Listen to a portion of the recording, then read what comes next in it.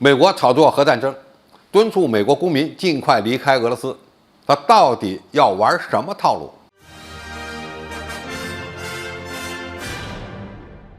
观众朋友，大家好，我是付贤少。近日，普京进行局部战争动员，乌克兰东部和南部的4个州完成了入俄独立公投的背景下，关于俄罗斯会不会使用核武器来保护这些新并入的乌克兰领土，就成了一个很大的悬念。虽然普京从来就没有提过会使用核武器攻击乌军，但是因为包括梅德韦杰夫在内的俄罗斯高层不断的释放核威慑信号，美国似乎正在利用这样的契机，在国际社会上不断的污名化俄罗斯的形象。要知道，在一场特别军事行动中使用核武器，哪怕是战术核武器，都将会遭到整个国际社会的反对，而且呢，有可能会引发全人类的灾难。就目前的形势而言，俄罗斯仍未批准这4个州加入俄联邦，也没有明确对乌宣战，似乎呢并不存在打核战争的可能。实际上，俄罗斯的高层所发出的核威胁，并不是针对乌军的，而是针对美国的。为此呢，美国对俄罗斯的反击也已经开始。当然，这种反击是在舆论战层面的。9月27日，美国驻俄罗斯大使馆突然发布了一份安全警告，敦促美国公民要尽快离开俄罗斯。同时采取行动的还有几个欧洲国家，一时间造成了西方国家可能要与俄罗斯全面摊牌的紧张气氛。美国给出的直接理由是，俄罗斯有可能拒绝承认具有美俄双重国籍的人，阻碍他们离开俄罗斯，并将其扔到乌克兰战场去送死。当然，这可能就是美国制造的一个借口，更大的可能还是美国在为乌克兰的4个州并入俄罗斯之后的反击做准备，而且利用这次机会发动舆论战，进一步丑化和孤立俄罗斯，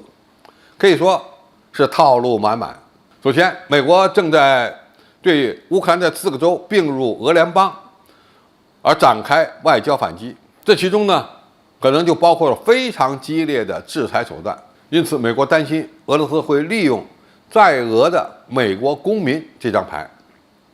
那么，美国通过这样的举措，还能借机给俄罗斯进行外交施压。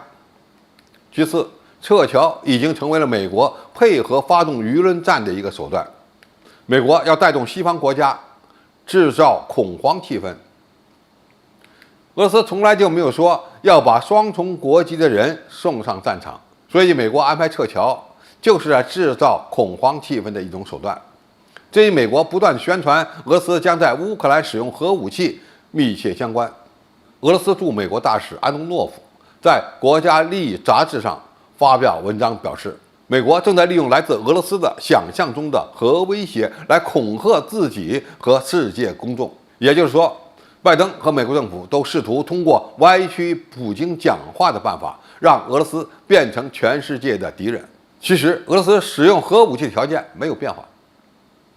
在一场特别军事行动中使用核弹几乎是不可能的，这也不符合俄罗斯的核战略。最后，美国可能要为俄罗斯使用战术核武器预备制裁手段，美俄断交将成为一种选项。在这样的情况下，撤侨就是关键的一步。撤侨一般适用于下述3种情况：第一，使馆驻在国发生了严重的政治军事骚乱；第二，驻在国发生了严重的疫情；第三，两国之间的关系发生了重大变化。就俄美目前的局势来看，非常有可能是乌克兰4个州公投入俄问题上，双方将会发生大碰撞的前奏。有一点可以确认，